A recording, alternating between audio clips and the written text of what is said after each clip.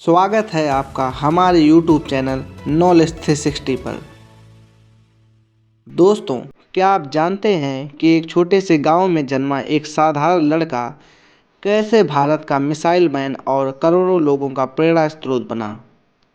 Doctor APJ Abdul Kalam, जिनकी कहानी हर भारतीय के दिल में जोश और सपने को जगाती है। आज हम उनकी ज़िंदगी के हर उस पहलू को जानेंगे जो हमें आगे बढ़ने और कुछ बड़ा करने की प्रेरणा देता है। 15 अक्टूबर 1931 को तमिलनाडु के रामेश्वरम गांव में एक गरीब मछुआरे परिवार में जन्मे अब्दुल कलाम, जिनके पिता जैनुल आबदीन और माता आसियाम्मा थे। उनकी परवरिश एक साधारण लेकिन सुसंस्कृत माहौल में हुई। उनका बचपन गरीबी में बीता, लेकिन उनके माता पिता ने उन्हें मेहनत, ईमानदारी और शिक्षा का महत्व सिखाया। बचपन में ही उन्होंने अखबार बेचने का काम शुरू किया ताकि अपने परिवार की आर्थिक मदद कर सकें। एक रोचक घटना उनके बचपन की है। वह घंटों समुद्र के किनारे पक्षियों को उड़ता हुआ देखते थे। उनकी यह जिज्ञासा उन्हें जीवन भर प्रेरित करती रही। डॉक्टर कलाम शुरू से ही एक साधारण छात्र थे, लेकिन उनमें सीखने की गहरी ललक थी। उन्होंने रामनाथपुरम में स्वार्ट्ज हाई स्कूल से पढ़ाई की और फिर तिरुचिरापल्ली के सेंट जोसेफ कॉलेज में फिजिक्स से ग्रेजुएशन किया। हालांकि उन्हें यह एहसास हुआ कि उनकी असली रुचि एरोस्पेस इंजीनियरिंग में है। उन्होंने मद्रास इंस्टीट्यूट ऑफ टेक्नोलॉजी में दाखिला लिया, जहां उन्होंने कड़ी मेहनत और समर्पण से अपने सपनों को पंख दिए। MIT में एक बार उनके प्रोजेक्ट में देरी होने पर उनके प्रोफेसर ने कहा था, अगर तुम इस काम को समय पर पूरा नहीं कर सकते तो तुम्हारा भविष्य इस क्षेत्र में अधूरा रहेगा।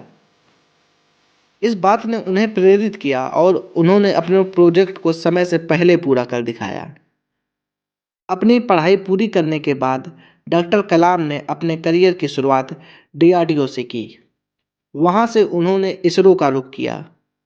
इसरो में उन्होंने भारत का पहला स्वदेशी सैटेलाइट लॉन्च व्हीकल SLV-3 विकसित किया, जिसने 1980 में रोहिणी सैटेलाइट को पृथ्वी की कक्षा में स्थापित किया। यह भारत के अंतरिक्ष विज्ञान में एक मील का पत्थर साबित हुआ। उनका सपना था कि भारत आत्मनिर्भर बने और उन्होंने इस दिशा में कई परियोजनाओं पर काम किया। डॉक्टर कलाम का सबसे बड़ा योगदान भारत के मिसाइल प्रोग्राम में था। उन्होंने अग्नि, पृथ्वी और ब्रह्मोस जैसी मिसाइलों के विकास में अहम भूमिका निभाई। 1980 के दशक में उन्होंने IGMDP integrated guided missile development programme का नेतृत्व किया, जिसने भारत को दुनिया की मिसाइल ताकतों में शामिल किया। एक बार अग्नि मिसाइल के पहले परीक्षण में असफलता मिली। जब पूरी टीम निराश थी तो कलाम ने कहा, असफलता केवल सीखने का पहला कदम है। हम फिर कोशिश करेंगे और सफल होंगे। अगली बार यह परीक्षण सफल रहा और भारत ने एक बड़ी उपलब्धि हासिल की। 2002 में डॉक्टर APJ अब्दुल कलाम भारत के 11वें राष्ट्रपति बने। उन्हें जनता का राष्ट्रपति कहा गया क्योंकि वह आम लोगों और खासकर युवाओं के बीच बेहद लोकप्रिय थे। उनका सपना था कि भारत 2020 तक एक विकसित देश बने। उन्होंने युवाओं से कहा, सपने देखो और उन्हें साकार करने के लिए जी जान लगा दो। राष्ट्रपति के रूप में उन्होंने सादगी और ईमानदारी की मिसाल कायम की। वह छात्रों के साथ समय बिताना, उनके सवालों का जवाब देना और उन्हें प्रेरित करना बहुत पसंद करते थे।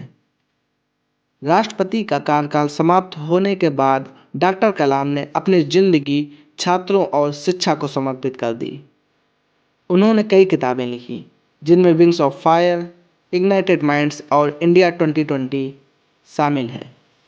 उनकी किताबें न केवल प्रेरणा देती हैं, बल्कि भारत के विकास के लिए उनकी दूरदृष्टि को भी प्रस्तुत करती हैं।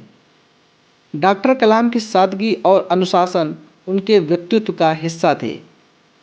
उन्होंने कभी शादी नहीं की और अपना पूरा जीवन देश की सेवा और ज्ञान के प्रसार को समर्पित कर दिया।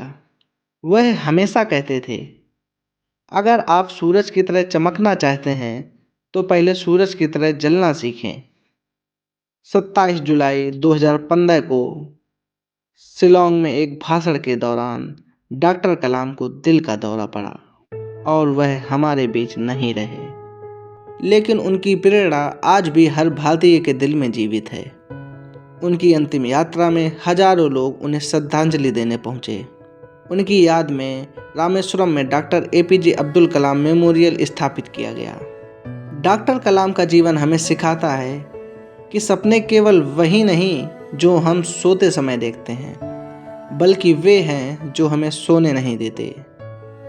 कमेंट में बताएं कि डॉक्टर कलाम के कौन से विचार ने आपको सबसे ज़्यादा प्रभावित किया।